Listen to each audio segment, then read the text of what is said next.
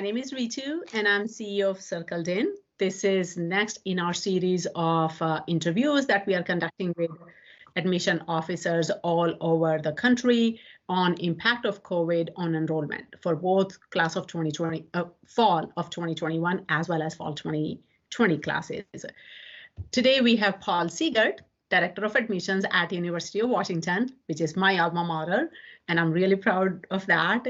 University of Washington has a little over 30,000 undergrad students with 46% acceptance rate, and it has been rated number 4 in US public institutions.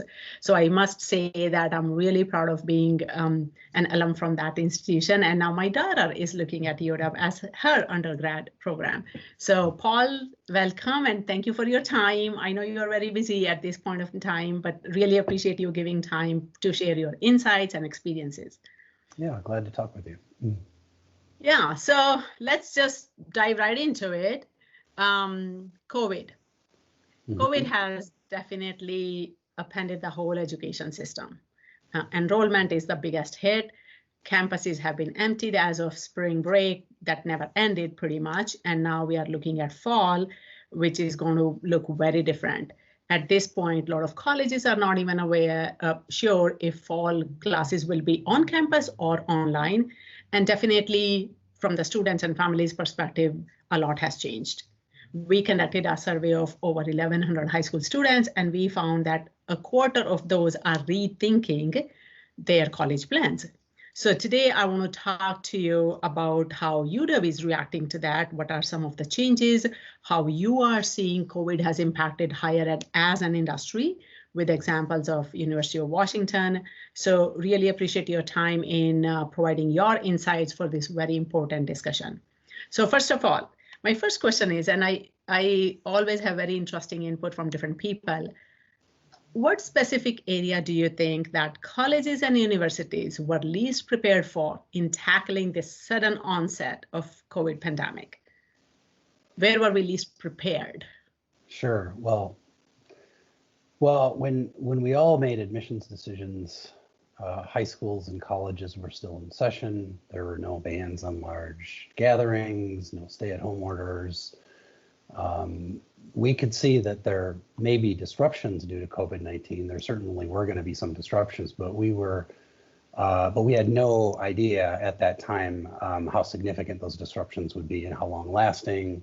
We were all still planning in-person admitted student events and summer orientations, but in just a matter of a few weeks, we all had to abandon our plans to have in-person events and shift to offering offering admitted student events and orientations and online. And I think many colleges and universities, our own included, lost precious days, and there really were only days or a few weeks, and some, it's at most a few weeks to make some of these changes. And in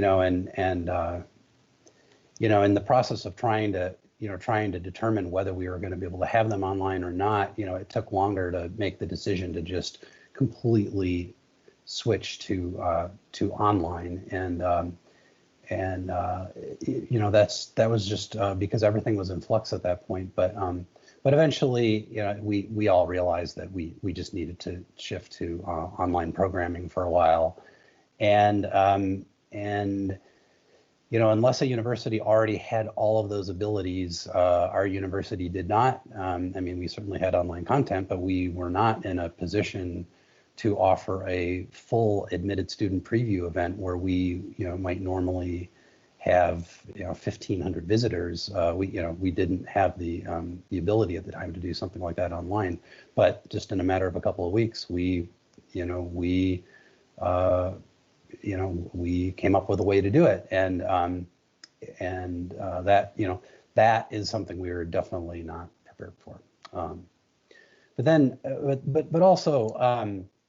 And that was impactful at the time. That certainly impacted students at the time. But I think sort of the longer term impact was that when colleges and universities were making admissions decisions, we also could not have known how much of an impact COVID-19 would have on on higher education overall, on the national and global economy, and on the impacts of college-going decisions of our newly admitted students. And we still don't know. So our usual yield models just don't work this year.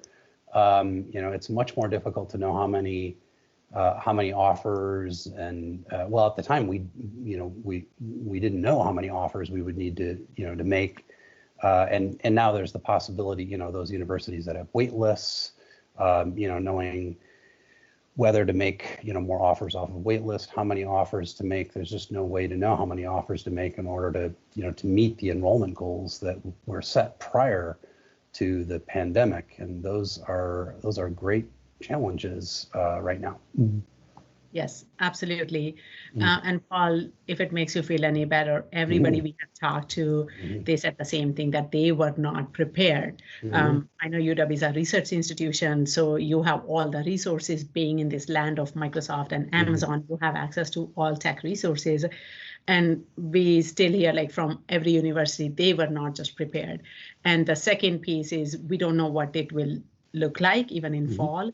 Again, universal fact. It's a pandemic. I think we are going to experience only one of these in our lifetime. Yeah. So in some ways, we'll be better off than other generations. But in other ways, it's a lot of unknown. Colleges, businesses, everywhere, lots and lots of unknowns. So, but you talked about the digital, going online, not only from the faculty and putting classes online, but changing all your programs from being on campus to online. And I know that UW has this beautiful campus with quad that just have people's jaw drop when they come in, and now suddenly you don't have that. You don't have that factor coming in when students are visiting. So my next question is that, of course, we were forced into online in literally matter of few weeks as part of this pandemic. What do you see as the long-term effects of this flight to digital? Is it here to stay, or is it temporary that in like a couple of years we'll go back? And then I have a couple more follow-on questions related to that, is how this is helping or hindering your admissions and recruitment efforts specifically. Sure. Well, I think that we're learning how to provide quality content and programming online that will enhance our ability to connect with prospective students, who may not otherwise be able to visit us in person due to COVID-19. But even once we, are hopefully beyond this, and we can, go back to having everything be in person, people, be able to visit our beautiful campus and study in our beautiful campus. Even once we go back to that, there were always barriers to people being able to visit campus prior to applying, prior to making admissions decisions. And so one silver lining, with all of this is that we were forced to create and find a way to provide the kind of digital content and services that we really wanted to be able to provide all along, but just didn't have the resources to do it while we were in a situation where we had no choice. We had to shift to that. So I think, one silver lining is that we've learned a lot, and we'll be able to continue to provide better online content and support even when we're able to be back in person. Yeah, and actually exactly same conversation I had last week with another smaller university. That is exactly those words she used, silver lining. The silver lining is to be able to reach students across the country who otherwise would not have been able to visit the campus. So I think there is a lot of conversation about digital divide and equity, but this one particular component, I think, has brought equity into this college visit process. So as part of this transformation to digital, how do you think it is impacting your, what type of new tools, strategies, processes are going to change, very specific to recruitment and admissions? Sure. Well, providing all admissions counseling, information that prospective students really want and crave, and the ability to see campus, even though they can't visit it in person, to be able to see campus online. We now have the ability to for students to visit campus virtually in a way that was that's more enhanced than what we had before, to attend information sessions online. There is just more online content, and I think all of that is going to be very important in the future. Of course, it's absolutely critical now, because that is still the only way that students can visit campus. And and in this coming fall, we're used to doing in-person recruitment in high schools and at college fairs, and of course we don't know whether we're going to be able to do that this fall.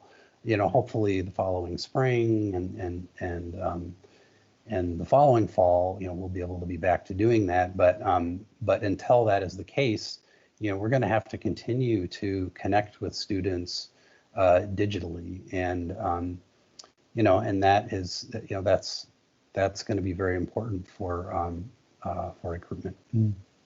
Yeah. And actually, if you think about it, this is another silver lining in some ways, because a lot of these students are online. So it's literally, now we are going to their space. We are saying, hey, let's meet here, because Gen Z lives online, literally. So you probably will reach not only more students, but you will get better engagement and more time and more attention from them. Yeah. That's what I envision. It is. However, I still think that it's it's going to be important as much as possible, once students can visit campus again, for them to get out onto campuses, and now we're going to be. I think it's going to be important that admissions offices are providing both in-person and online content, and so a challenge with that is that they are not both the same, and that there's it's just going to require more staff and more resources to provide both in-person and digital programming and content and ways for students to visit and interact. That's going to be more expensive, and it's going to be more expensive at a time where universities are probably going to have to deal with budget cuts. Yeah, that's a very good point, Paul. I don't think we have talked about that, but you're absolutely right. Online offerings usually are very different than in-person offering, which means if you are maintaining both, people will get used to online. And even if in-person comes back, they'll say, oh, where's that virtual tour? Where's that info session I was planning to attend online? You are absolutely right. That expense will go up in recruitment. Wow, that's a... Yeah, we are already spending as an industry like over $10 billion. That's a number I hear. So wonder where that number will go when you have to maintain both streams of managing. The other silver lining, if you will, that I believe has come out of COVID is this test optional strategy. Now, I don't remember if UW is test optional or not, but in lack of SAT, ACT not happening, every test is getting canceled. A lot of colleges have moved to test optional. Initially, they started with 2 years. Then, for example, last week, UC system came out and they abandoned SAT, ACT forever. I don't know if you saw that news or not. And now they are going to have their own test for the admissions, which is fine. But there was this organization, fairtest.org, who was absolutely against standardized testing. Where do you see specifically for UW and also as an industry that where the future of these test scores will be in 5 years? Will they be all gone? Will they still be here? What do you think? Yeah. Well, and are you asking about this in relation to COVID-19 or in general? Well, it was the trend that was already happening. I think COVID-19 has accelerated that quite a bit. It's like forced us like online and similarly forced us into test optional because there's no test score to look at. Yeah, you're right. Prior to COVID-19, many colleges and universities already stopped requiring the SAT and the ACT, and my university and many others, we're in the process of re-evaluating the use of standardized tests in our admissions processes prior to COVID-19, and we still are at the University of Washington. We made the decision to not require the SAT or the ACT for the incoming applicants for 2021 because it may not be possible for for students to have the same access to those tests. So we're not requiring that, and that is due to COVID-19. But we were already reevaluating our use of standardized tests and haven't made a final decision about that yet. And I agree. It appears from what I've seen at some other institutions that made decisions not just about 2021 but about years beyond. Just in the past couple of months that COVID-19 may have accelerated a process that I suspect was already happening. However, where higher education will land in the next 5 years with respect to standardized tests, that I don't know. I mean, that is still in process. Yeah, I'm sure there's a lobby somewhere sitting and who's spending gazillions of dollars to make sure they don't completely disappear or something like that, because there has been a pushback to fairtest.org. One thing I will say, Paul, as a parent, it's music to my ears because one number just does not tell you anything about my daughter. It just does not. It's one of the things, but I think there has to be this holistic review, holistic evaluation. And so the next question is that lately, of course, we have been talking about welcome to the new normal with regards to the life in general. So for college recruitment and admissions, what does new normal look like? And I'm talking specifically about your goals, your enrollment numbers, your metrics, because definitely looks like from everything we are seeing, the enrollment numbers will decline. What percentage are you expecting as an industry and also at University of Washington in particular? Well, so our enrollment goals are the same. I mean, we're hoping to enroll the number of students that that prior to COVID-19 that we had planned to enroll, and those are still our goals. In the case of the University of Washington, we're hoping to enroll about the same number of students as we did last year, and for public universities, the mix of residents, of state residents and out-of-state residents is very important. As a public university, it's very important that our commitment is primarily to the students of our state, of the state of Washington.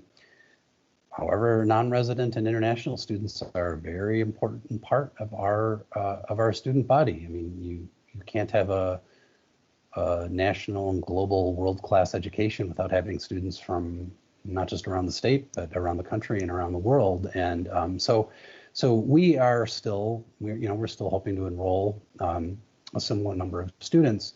However, as I mentioned earlier, those yield models are now not as useful as they used to be, and so it's just more difficult to know how to arrive at that goal. I mean, we're fortunate enough to have a strong and a strong enough applicant pool and a large enough applicant pool that we're able to make more offers of admission if we need to in some areas, and so far we have had to. So we stuck with the May 1 deadline because we thought that in our case we thought that was best for our students, and then that also allowed us to know whether we would have additional space for students on the wait list, because there were a lot of students. We still have a lot of students that are on our wait list, and of course they want to know if they're if they have a chance of attending. So however, prior to May 1st, just, seeing kind of the early effects of COVID-19, I mean, our hunch was that students would tend to want to stay closer to home, and in state, that could mean that some students who might have otherwise attended the University of Washington in Seattle might be from a different part of the state, and they might want to stay in that part of the state and go to their, a smaller regional university or go to a community college. I mean, we hope that everyone is still going to go to college, but we understand some students might make some different choices.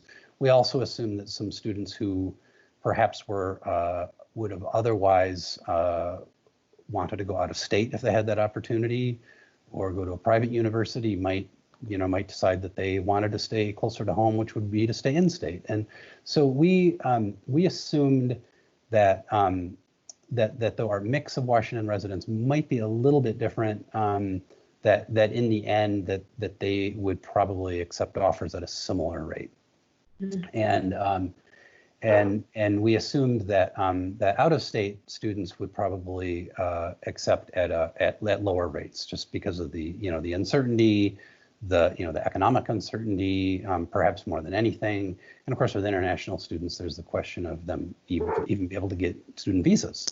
And of course, if they can't get student visas, that changes things in a whole new way. So we assumed that we would probably see double the melt, maybe a little bit more, for non-residents and international students, and then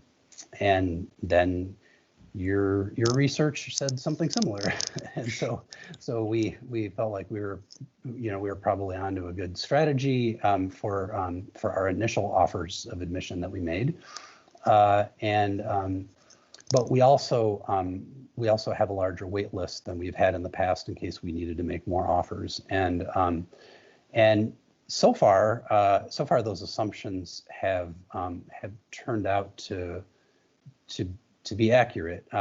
There's still plenty of time for things to change, but so far, yeah, we're definitely seeing more declines, more melt than we have seen in the past. But we actually have more confirmations than we've ever had, because we made more offers of admission than we have ever had, and right now it looks like we're on a path to have the right number of students. But of course, really we know that things could change at any time. Conditions could get better, conditions could get worse.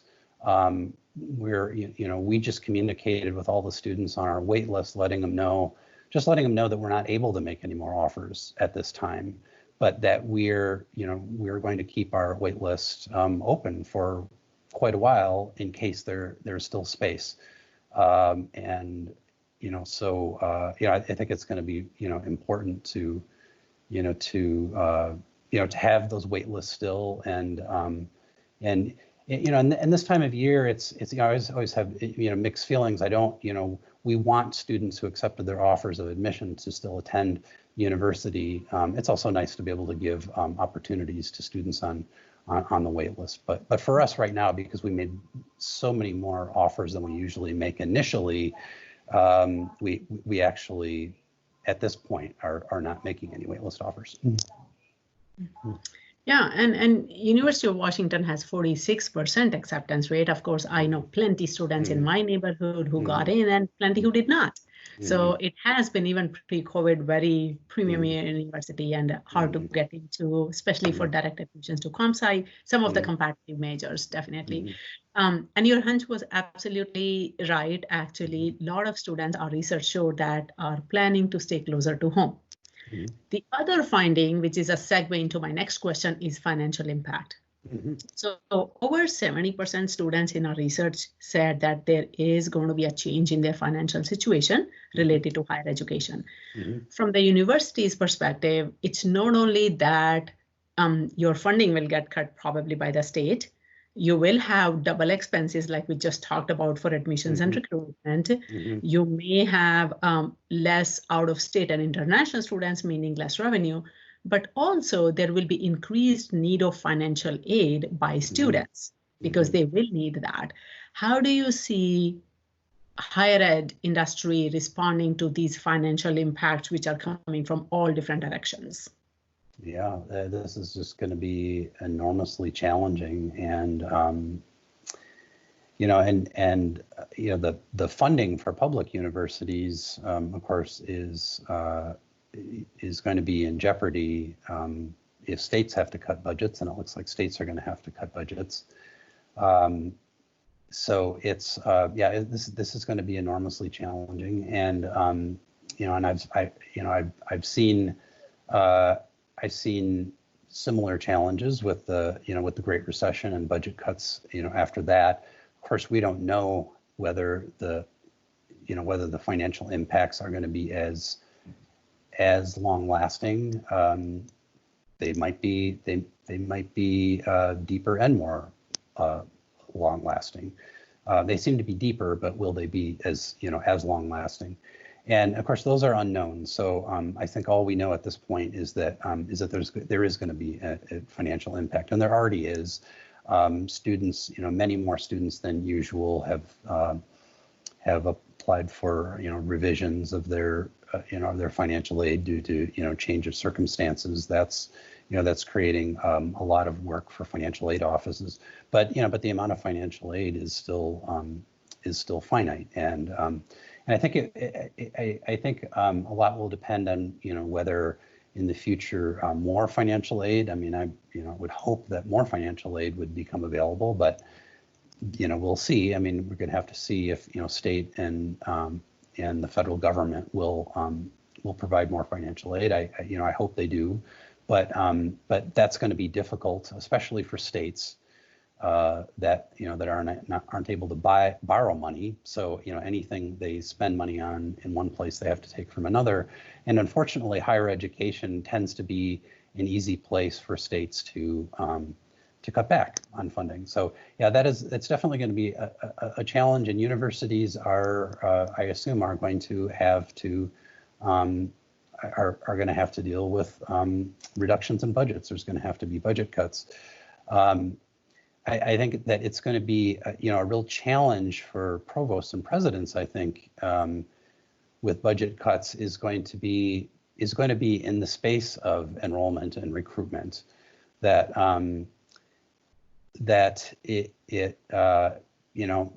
it's tempting to cut budgets everywhere.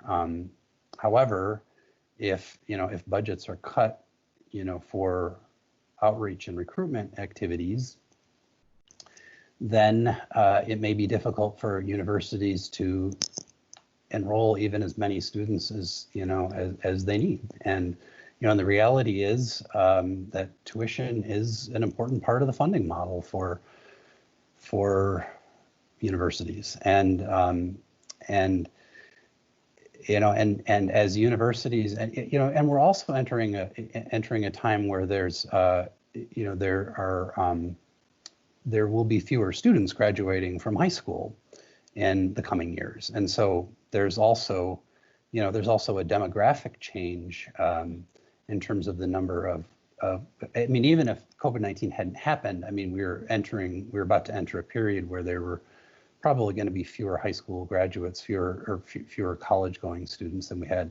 And so, so this is all converging at the same time. So universities, I think, are really going to have to invest more in recruitment, but that's going to be painful at every university because it's going to be in the face of overall budget cuts. But I think that it will be at a university's peril if they don't invest in recruitment, even in the face of budget cuts. But those are going to be great challenges, and I